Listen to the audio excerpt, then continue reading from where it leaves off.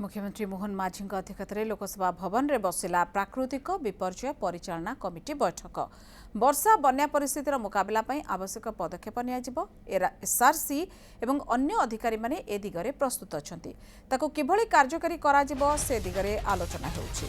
भुवनेश्वर महानगर निगम रे अल्प वर्षा रे बन्या हेउछि। 200 कोटी टंकार प्रस्ताव दे राज्य सरकार को रिपोर्ट करिबो भुवनेश्वर महानगर निगम। भुवनेश्वर और कटक सहर बन्या नियंत्रण पर आईआईटी दिल्ली एक दीर्घम्यादी योजना करी सरकार को रिपोर्ट देवे। बन्या नियंत्रण और खबर नेबाकू ब्लॉक जाए कंट्रोल रूम को आहुरी स्मार्ट और अपडेट करा। वर्षा दिन में अधिक साप कामुड़ा मामला आसी थाए से हॉस्पिटल में पर्याप्त आंटी स्नेक वेनम रखा सहित लोक सचेतन करने एक सतर्क मोबाइल ऐप करा जाउछि। ओड्राफ यूनिट 20 ରୁ 30 यूनिट वृद्धि करने गृह विभाग को अवगत करा जायछि। पाणीपाग विभाग सहित समन्वय रखी काम करा जीरो कैजुअलिटी नीति ग्रहण करा। महानगर ट्रेन दुर्घटना समय तत्कालीन राज्य सरकार और केंद्र सरकार गुरुत्वपूर्ण काम करथिले।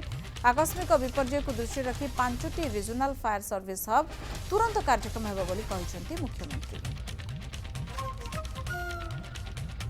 विशेष करके वर्षा दिन में वर्षा जनित बन्या परिस्थिति जो हुए एवं से आवश्यक समस्त आमर जो रिलीफ स्पेशल रिलीफ कमिशनर अच्छा एवं विभाग मंत्री अच्छा सहित से आगु प्रस्तुति होते आज तार संपूर्ण भाव में यहाँ किभली भाव में कार्यक्रम करा से बाबद में आलोचना करा ता सहित आपंकर बन्या हेब एरिया रे विभिन्न अल्प वर्षा जो सहर अच्छी सहर में विभिन्न समय किसी अल्प वर्षा भी बन्या परिस्थिति भी सृष्टि होती।